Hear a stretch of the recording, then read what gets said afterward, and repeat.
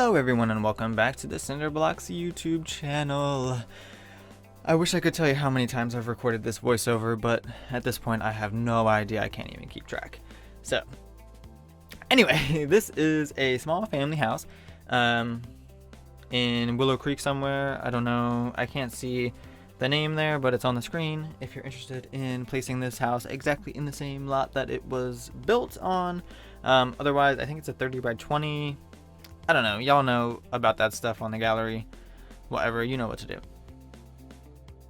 Anyway, I'll also mention, if you're interested in more content from me, feel free to like, comment, and subscribe. You can also follow me on any of my socials listed in the description below.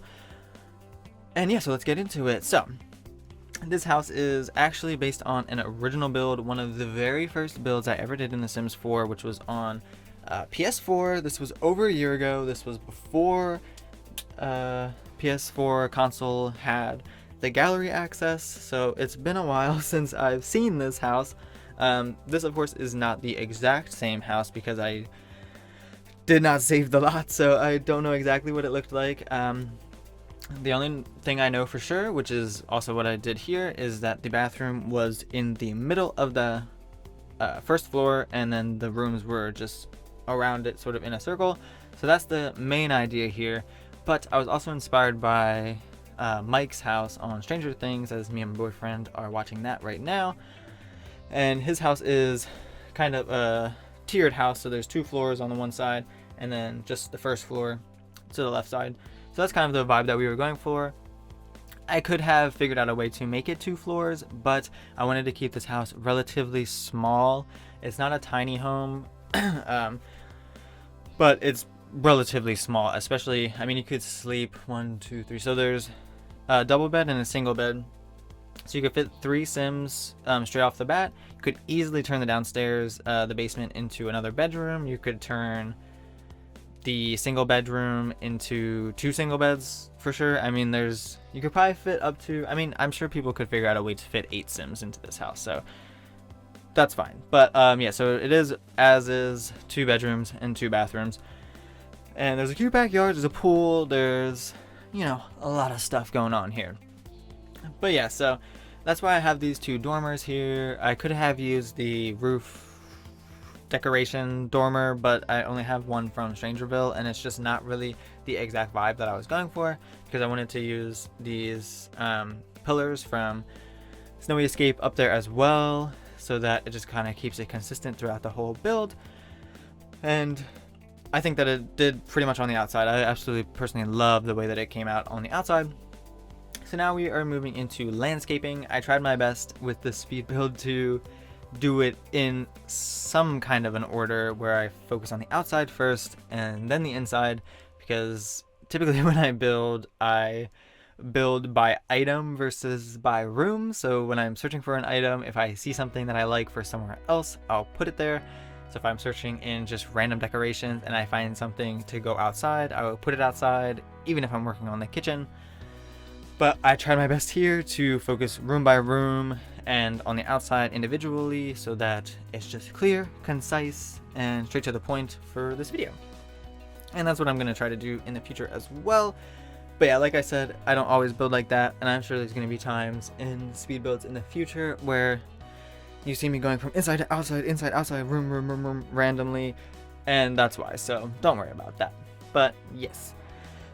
So, now we're going to be moving on shortly to the little backyard area. So there are actually 2 backyard areas. There's this patio right here, and then there's a grassy side that has a swing set and a jungle gym. So for the patioed area, we just have a pool, we just have a table, we just have a grill, and I did end up adding a hot tub. So I never use hot tubs. I'm not sure why. I just think that it's better to just have a pool. Although they can sleep in a hot tub, which I think is cool. But for whatever reason, I just don't really use hot tubs. I mean, I only have the one from the base game that was added in last year. So, and speaking of, at the time of recording this, hopefully we're getting another hot tub for the anniversary event, or whatever, not event, but The Sims anniversary. So hopefully there's hot tub number 2 coming, and that is a joke. So hopefully we actually get something good this time. Anyway, so Now we're just adding some lighting around. I know some people, I like the way that this looks, but I just never really see it for myself. But I do see sometimes people putting wall lighting sort of on the house, not necessarily like on the first floor, but sort of even on the second floor, just so at night the whole house is illuminated on the outside. Definitely a cool vibe.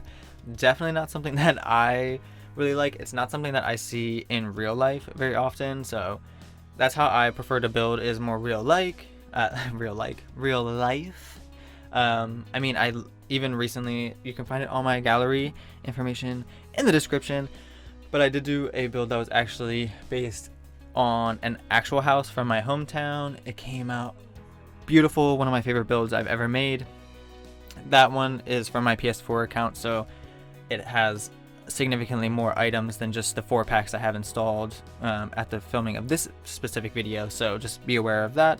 Obviously on the gallery it tells you what packs are included in the builds, so yeah, y'all know what to do. Anyway, so yeah, so now we're on to the landscaping. I'm going off on so many tangents today, but yes, so the landscaping. So I wanted to have a rock edged path here. I don't really do paths that much. It's more of a recent thing that I've been doing, so I do think it just adds, it makes it look so dynamic. It also makes, especially for family homes, I think it just adds so much to a suburban family home feel to have just a path on your property, because how many people really just have like paths on their property? Like nobody. So yeah, so I wanted to have that. And in terms of the overall landscaping, this is about the extent that I go with the landscaping. Some people go really intense. I'm sure some of you watching this are thinking that this is going really intense. In my opinion, it's very tame. I usually like people who go into the debug menu. I mean, obviously nothing against going in the debug menu. I am not against doing that myself. But the people who do landscaping like solely in the debug menu, and they're getting like hundreds items, like just like so many different plant items, especially if you have so many packs installed. I mean, you get access to thousands of items. That's a little overkill for me. I think for the most part, you can do really good landscaping with what is purchasable just in the build buy mode as it is. Certainly certain things, I mean, you'll see I do put 2 hanging plants up, aside from the one from Snowy Escape. Obviously those are debug menus or debug items, but I kind of justified by I know exactly what I'm looking for. So like I knew exactly that I wanted those hanging stuff. It's also just so hard to navigate through the debug menu, so it's just so tedious to do that. So I don't really focus too much on that. People who make those rooms and stuff that are all debug menus, I keep saying debug menus, debug items of like rooms that they upload to the gallery so that they have just quick access to certain items. That's amazing. I wish I had the patience and the time to do that for myself, because there's certain items that I do enjoy using from the debug menu, but I just don't feel like finding them is the main problem, especially because you can't search. I mean, not everything has a name. Some things do have names, but not everything has a name, so it's kind of difficult to find certain things unless you know exactly what the icon looks like, because some things, I'm sure I don't have to tell everybody about the debug menu, but some things, the icon for the item is completely different than what the actual item is. Some items, their icons are literally just red X's, and then it's like an item when you place it down. I don't really understand, but anyway, so enough about the debug menu. So here we are onto the kitchen. I wanted to keep the kitchen very small, very tight, and you'll see when I add cabinets just how tight that this kitchen really got. I do keep it this L shape with this rounded countertop. I never use rounded countertops, weirdly enough, but for whatever reason it fit perfectly here, and my sim can walk through right in between the fridge and the counter, so they can get in and out of that door with no problems, which is perfect. And yeah, so I wanted to have it be relatively cluttered. You'll see in a moment when I start cluttering it up, it's not super intense, but there are clutter items, of course. I did end up going with these counters. Originally, I did have the Snowy Escape counters placed, but because of how small the house is and how eventually low amount of open counter space of tables. I didn't want to have the shelving that's underneath the Snowy Escape counters be a hindrance, because they just can be, because your Sims will totally put their spoiling food onto those counters and you can't see it because it's in the back, just like a half wall. It just irritates me. I do use them in the bathroom, so they showed face eventually. But yeah, so here we are just in the kitchen. So I'm doing just a little bit of cluttering around. I do tend to keep my clutter items in the kitchen against the wall. You'll see in a moment when I go back to the sink area, I keep all of those items just right up at the wall on the counter. And I do like doing this because I think it's, one, more realistic, two, it allows for that counter to be used to make food if there's enough space. Obviously they might not be able to do it. In terms of usability, everything in this build will be usable when it's up on the gallery. That information is also in the description below. So yeah, so everything will be usable, because I always have trouble with counters, especially cluttering counters, especially in a small kitchen where I literally only have 2 open counters, but both have items on them. So yes, just to reiterate, everything in this build is usable on the gallery, so don't have to worry about that. But here we are, moving on into the bathroom. I keep wanting to call the bathroom the kitchen. It's not. The bathroom. So we do go with a blue pastel theme in the bathroom. I do love light wood tones. So there's a few different wood tones going on in the bathroom, which I personally don't mind. I know some people get all up in arms about how the wood tones don't match. I can understand in certain instances when it's like from the same pack, for instance, and the wood tones don't match. But overall, I mean, in real life, in my own personal life, I've never really had furniture items that were wood that matched other wood furniture items that I've had. So it's not that strange. I know people just want it to be so perfect and just matchy, matchy, matchy. But you just have to, I don't know. I think people have this idea of The Sims where it's supposed to be the idealistic and perfect world based on the human experience, without realizing that it's inspired by human experience. So I don't know, little inconsistencies like that don't annoy me. They even just add character to the game for me, and they add more of a realistic aspect. So I don't know why people get all up in arms about that, but you know, whatever, that's their prerogative, not mine. But yeah, so now we're moving on into the living / dining space. I did cut out the dining room area, which is literally just a table and chairs, right? Oh, I didn't even cut it out. There it was. So yeah, so that's it for the dining area. I mean, I'm one with the many that I love this couch from Paranormal stuff.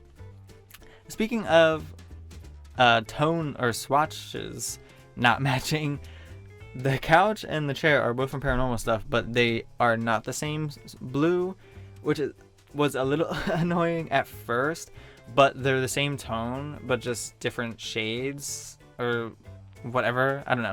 They still match, so I think it was fine.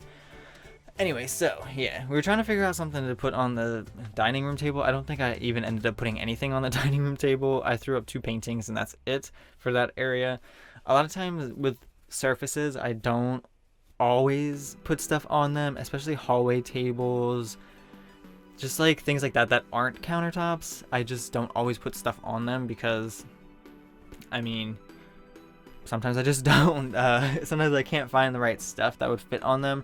I don't really love to duplicate items, or not duplicate, but repeat items. So like if I use I don't know, if I use something in the bathroom, I try not to use that same item in the kitchen, just because, I don't know, I'm lying. I do that all the time. I don't know why I'm saying that. Anyway, so yeah, so now just finishing up in the living room. So we're just throwing some different wall stuff up. That little space right underneath the TV is my personal favorite space in the whole build. I just think, speaking of cluttering, it's just cluttered up perfectly, in my opinion, to my standards. It's perfect. The little bonsai from Snowy Escape is so cute. I love that. All the swatches of that. I love houseplants. that have different swatches of the plant, not just of the pot. I think that that is so realistic, actually, because I mean, I'm into houseplants myself, so I'm very aware that there are different colors of the same plant that exist. So that's pretty realistic to me when that happens, which is not all the time. I think there's probably like 10 different houseplants in the houseplant section that have different color foliage with the different swatches, but not all of them. But that's something I prefer, and that's why I love that little bonsai from Snowy Escape so much, because there's actually like three or four different colors for the leaves on the bonsai, which is just really cool. So here we are, we're moving into the bedroom. So if I'm being honest, this bedroom, the master bedroom, is not really my favorite. I don't really know what I was thinking doing this, watching it back now. I don't know why I thought that that was the right color for the walls, especially when I don't know, it's really giving me a headache just looking at it, honestly. But the teen bedroom, you could say, is a lot cuter in my opinion. It fits a lot better, it's a lot more similar and put together and cohesive of a look that I'm used to doing. I don't know what I was thinking when I was doing that master bedroom. The colors are just like, I don't know why, what was going through my head. I really don't know, because that is not at all how I would usually do a bedroom. Like, the colors do not match. And speaking, like, that seems like a running theme for today's video, is that colors not matching or colors matching, and who cares and who doesn't care. I don't usually care, but just watching it now, I'm just so confused why I made these decisions. So on the gallery, it's likely going to be the same as what you're seeing now, but it might be changed, just the walls, because I don't know, I'm getting irritated just seeing it. But yeah. But so we're just cluttering up this little desk. This is from Paranormal Stuff. It's a really cute small desk. I don't love the swatches that it comes in. I don't love really bright furniture is the problem, and most of the swatches in this are very bright.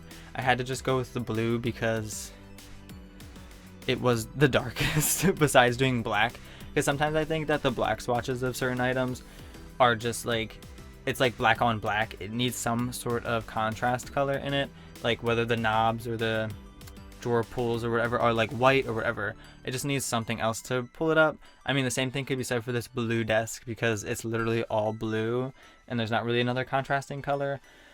But it's the smallest desk that I have with the packs that I have installed, so I just had to have it there. But yeah, so we're just cluttering this up a little bit. I think I add a rug and then that's about it. Yeah, so I personally prefer the small bedroom here versus the master bedroom.